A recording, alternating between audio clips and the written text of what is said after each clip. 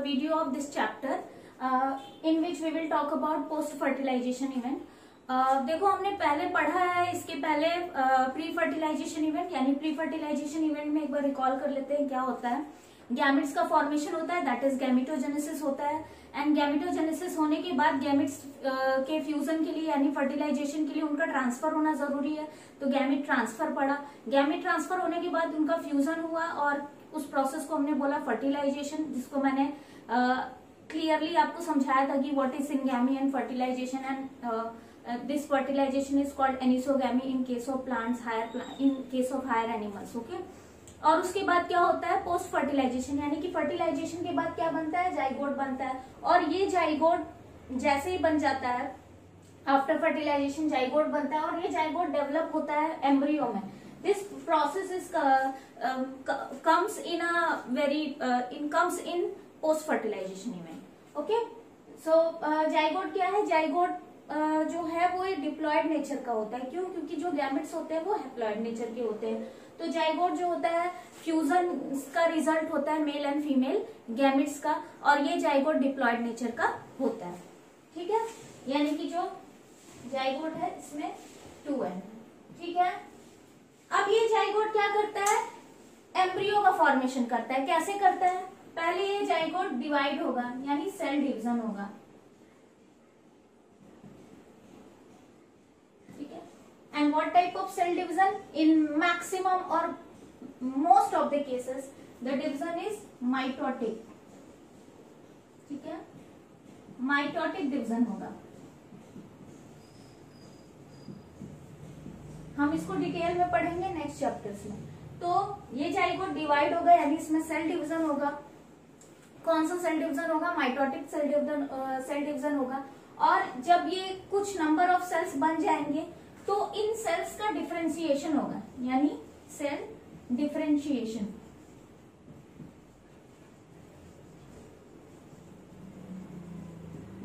Cell differentiation यानी cell का differentiation होगा। सेल डिफरेंशिएशन का मतलब होता है कि इसको आप ऐसे समझ लो जैसे कि हम सारे ह्यूमंस हैं, किसी भी इंस्टीट्यूट में या किसी भी इंस्टीट्यूट की बात कर लो, मान लो कोई ऑफिस है तो कि उस ऑफिस में जितने भी वर्कर्स हैं वो सारे के सारे ह्यूमंस हैं।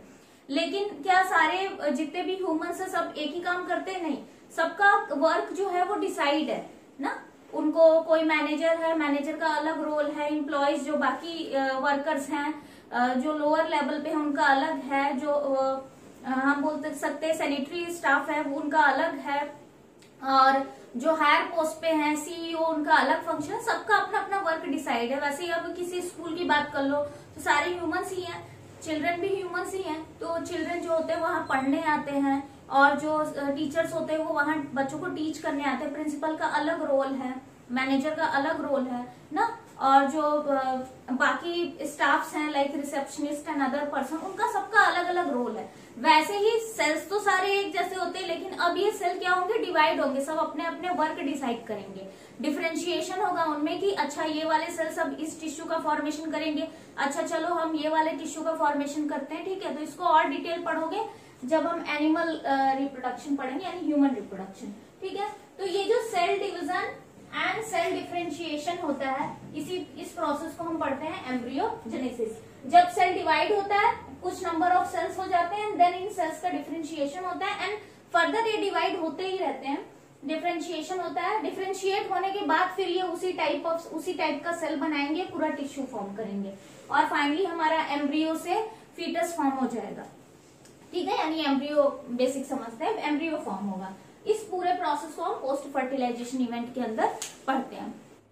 आगे बात करते हैं टाइप्स ऑफ एनिमल्स की डिपेंडिंग ऑन देयर एग और एम्ब्रियो डेवलपमेंट। ठीक है, तो देखो इसमें तीन कैटेगरी आती है, oviparous animals, viviparous animals and ovoviviparous. Ovoviviparous is not very common but oviparous and viviparous animals are common. देखो पहले समझते ओवी, ओवा से मतलब भी समझ ले रहे हो। ओविपेरस मतलब कि यहाँ से एग से दिमाग में, क्योंकि ओवम को हम एग भी बोलते हैं, तो एग से दिमाग में रखो कि एग का कॉन्सेप्ट होता है। देखो ओविपेरस एनिमल्स वो होते हैं जो एग प्रोड्यूस करते हैं। ठीक है, उनकी बॉडी से जो उनका जो एग होता है ना वो बॉडी से बाहर आता है। अब इसमें भी दो तरह की बातें हो सकती हैं। देखो एक्वेटिक एनिमल्स की बात समझे। एक्वेटिक एनिमल्स क्या होते हैं, उनमें एक्सटर्नल फर्टिलाइजेशन होता है। मोस्ट ऑफ द एक्वेटिक या एम्फीबियंस की बात करें तो उसमें एक्सटर्नल फर्टिलाइजेशन होता है। तो जब एक्सटर्नल फर्टिलाइजेशन हुआ तो बाहर ही जाइगोट बना ना, तो डेवलपमेंट भी जो है वो बेबी का वो बाहर ही होगा, बॉडी के बाहर ही होगा। ठीक, तो ओविपेरस एनिमल्स में पहली चीज तो आ गई एक्वेटिक एनिमल्स और एम्फीबियन, जिनमें की एक्सटर्नल फर्टिलाइजेशन होता है और बॉडी के बाहर ही एग डेवलप होता है। एग से लार्वल स्टेज भी हो सकता है, यानी इनडायरेक्ट डेवलपमेंट भी हो सकता है, डायरेक्ट डेवलपमेंट भी हो सकता है। ठीक, नेक्स्ट बात करते हैं टेरेस्ट्रियल एनिमल्स की। तो कुछ ऐसे टेरेस्ट्रियल एनिमल्स हैं, जैसे कि बात कर लेते हैं बर्ड्स की या रेप्टाइल्स की बात कर लेते हैं ना, स्नेक्स वगैरह। तो बर्ड्स एंड छिपकली, लिजर्ड देखा होगा, लिजर्ड के अंडे इस समय तो मौसम भी है, घर में दिख ही जाएंगे।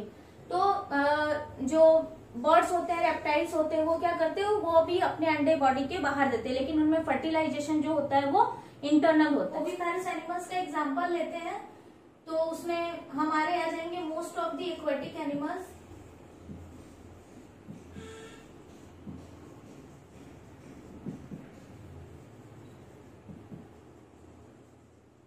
And amphibians. और बात करते हैं हम, और क्या आएंगे हमारे, बर्ड्स एंड रेप्टाइल्स। नेक्स्ट बात करते हैं हम विविपेरस एनिमल्स की। देखो विविपेरस एनिमल्स वो होते हैं जिनमें फर्टिलाइजेशन भी इंटरनल होता है और जो एम्ब्रियोनिक डेवलपमेंट होता है, यानी जाइगोट से एम्ब्रियो बनना और कंप्लीट ऑर्गेनिज्म के बनने का पूरा डेवलपमेंट जो होता है वो भी मदर की बॉडी के अंदर होता है। ठीक है, तो whole process, the whole embryonic development occur inside the body of the mother. तो इसको लिख लो तो ज्यादा बेटर होगा। यहाँ क्या होता है, embryonic development takes place outside the mother's body। ठीक है, ये होता है हमारा विविपेरस एनिमल्स में। ठीक, सॉरी ओविपेरस एनिमल्स में। विविपेरस एनिमल्स में क्या होता है, embryonic development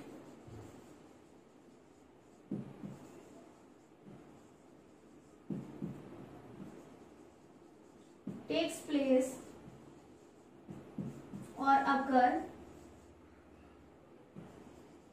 inside the mother's body। ठीक, मदर की बॉडी के अंदर होता है। फर्टिलाइजेशन क्या होता है, इंटरनल होता है, इंटरनल फर्टिलाइजेशन। डेवलपमेंट की बात करोगे तो डेवलपमेंट कैसा होता है, डेवलपमेंट जो होगा वो डायरेक्ट होगा, यहाँ इनडायरेक्ट डेवलपमेंट देखने को नहीं मिलेगा, यानी कोई लार्वल स्टेज वगैरह नहीं होगी। यहाँ क्या देखने को मिलेगा, internal as well as external fertilisation. ठीक है, एक्सटर्नल फर्टिलाइजेशन। और डेवलपमेंट की बात करें तो डेवलपमेंट जो होगा वो इज डायरेक्ट एंड इनडायरेक्ट। ठीक, दोनों ही देखने को मिलेंगे, डायरेक्ट और इनडायरेक्ट दोनों देखने को मिलेंगे। यहां पर हम एग्जांपल ले सकते हैं मैमल्स का। जितने भी मोस्ट ऑफ द मैमल्स, मतलब कुछ एक्सेप्शन को छोड़ के जितने भी मैमल्स हैं उनमें हमको विविपैरिटी देखने को मिलती है, यानी कि जो एम्ब्रियो डेवलप होता है, फर्टिलाइजेशन भी इंटरनल होता है, जाइगोट बॉडी के अंदर फॉर्म होगा और पूरा एम्ब्रियोनिक डेवलपमेंट भी बॉडी के अंदर ही होगा। अब इसमें एक चीज समझ लो, विविपेरस जो एनिमल्स होते हैं, अगर आप थोड़ा आगे थर्ड चैप्टर में मैं बता भी दूंगी, बट अगर 11th का याद हो तो एग के अंदर यॉल्क फॉर्म होता है। ठीक है, वो यॉल्क क्या होता है, न्यूट्रिशनल पर्पज से होता है, एग के यानी पूरे एम्ब्रियो के डेवलपमेंट के लिए होता है। तो विविपेरस एनिमल्स में क्या होता है, यॉल्क कंटेंट जो होता है वो हेल्प करता है, प्लस अगर एक्सटर्नल फर्टिलाइजेशन है, बॉडी के बाहर डेवलप हो रहा है, तो बाकी जो न्यूट्रिएंट मीडियम बाहर से भी वो लेते हैं, प्लस यॉल्क हेल्प करता है इनके एम्ब्रियोनिक डेवलपमेंट में।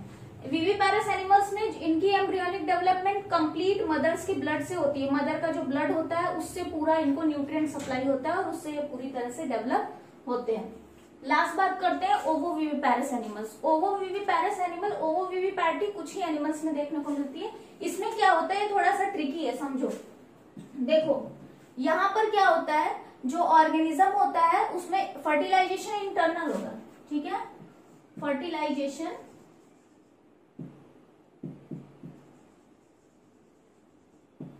Is internal, fertilisation is internal. यहां पर हमको फर्टिलाइजेशन इंटरनल देखने को मिलेगा और एम्ब्रियोनिक डेवलपमेंट भी मदर की बॉडी के अंदर होगा।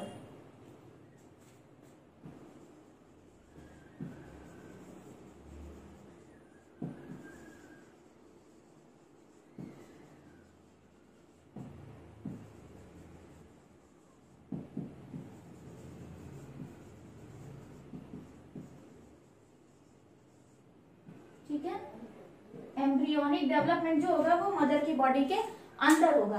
लेकिन विविपेरस में क्या हो रहा था, जो एम्ब्रियोनिक डेवलपमेंट हो रहा था उसमें जितना भी न्यूट्रिशन मिल रहा था वो मदर के ब्लड से मिल रहा था, मदर की बॉडी सप्लाई कर रही थी। लेकिन यहाँ पर क्या होगा, एम्ब्रियो डेवलप होगा लेकिन मदर की बॉडी से सप्लाई नहीं होगा, यानी मदर के ब्लड से उसको न्यूट्रिशन नहीं लेना है। वो खुद एग के अंदर जो यॉल्क कंटेंट होगा, यानी यॉल्क कंटेंट जो होगा उससे न्यूट्रिशन लेगा। तो थोड़ा सा सही से लिखते हैं इसको।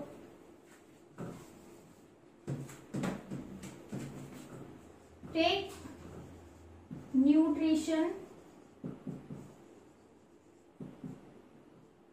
फ्रॉम यॉल्क कंटेंट, ठीक है, यानी कि मदर के ब्लड से कोई मतलब नहीं है, यॉल्क कंटेंट जो होगा उससे न्यूट्रिशन लेगा। इसीलिए हम इसको ओवो भी बोलते हैं क्योंकि यॉल्क कंटेंट से न्यूट्रिशन ले रहा है, जो कि ओविपेरस एनिमल्स में देखने को मिलता है। विवी इसलिए बोल रहे हैं क्योंकि मदर की बॉडी के अंदर डेवलपमेंट हो रहा है, ठीक है, तो इसलिए ओवोविविपेरस एनिमल्स बोलते हैं या ओवोविविपैरिटी बोलते हैं। ठीक, ये बात क्लियर हो गई। अब एक छोटा सा बहुत ही सिंपल सा टर्म है जो एनसीईआरटी बोलता है, उसको समझा देती हूँ और ये चैप्टर फिनिश। फ्लावरिंग प्लांट में क्या होता है कि जो जाइगोट होता है वो डेवलप होता है और वो फॉर्म करता है सीड, ठीक है, क्योंकि उसके पास जीन्स होते हैं मेल एंड फीमेल दोनों के, और आपको पता है सीड से ही एक नया प्लांट ग्रो करते हैं। अगर बात करें वैसे तो एसेक्सुअल टाइप ऑफ रिप्रोडक्शन भी कॉमन देखने को मिलता है प्लांट्स में, ठीक। तो फ्लावरिंग प्लांट में क्या होता है, जो जाइगोट होता है, जो जाइगोट फॉर्म होता है वो जाइगोट डेवलप होता है और सीड फॉर्म करता है, और जो ओवरी होती है वो डेवलप होती है और फॉर्म करती है फ्रूट। और ये फ्रूट आगे चल के अपने चारों तरफ एक मोटी सी कवरिंग बना लेता है, थिक वॉल बना लेता है। इसी वॉल को हम बोलते हैं पेरिकार्प। अब एनसीईआरटी एक क्वेश्चन पूछता है, can you name a plant in which sepals remain attached. देखो क्या होता है कि जब जाइगोट फॉर्म हो जाता है और फ्रूट का फॉर्मेशन, सीड और फ्रूट एम्ब्रियोजेनेसिस होने लगता है, तो जो बाकी सारे पार्ट हैं, सेपल्स हैं, पेटल्स हैं, स्टेमन है, ये सारे जो होते हैं वो झड़ जाते हैं, मतलब ये खत्म हो जाते हैं, इनका कोई रोल नहीं होता, वो काम खत्म, वो झड़ जाते हैं। बचता क्या है, सिर्फ हमारा मेन ओव्यूल वाला पोर्शन बचता है, ओवरी बचती है, जिससे हमारा ये फ्रूट डेवलप होता है, कंप्लीट फ्रूट एंड सीड।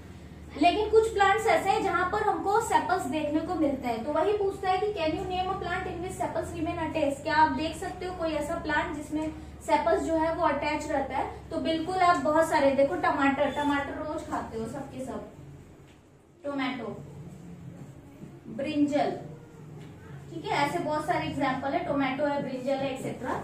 ये आंसर हो गया, ठीक है। तो ये चैप्टर फिनिश हो गया। अब हम लोग मिलेंगे नेक्स्ट चैप्टर से के वीडियो से। Thank you.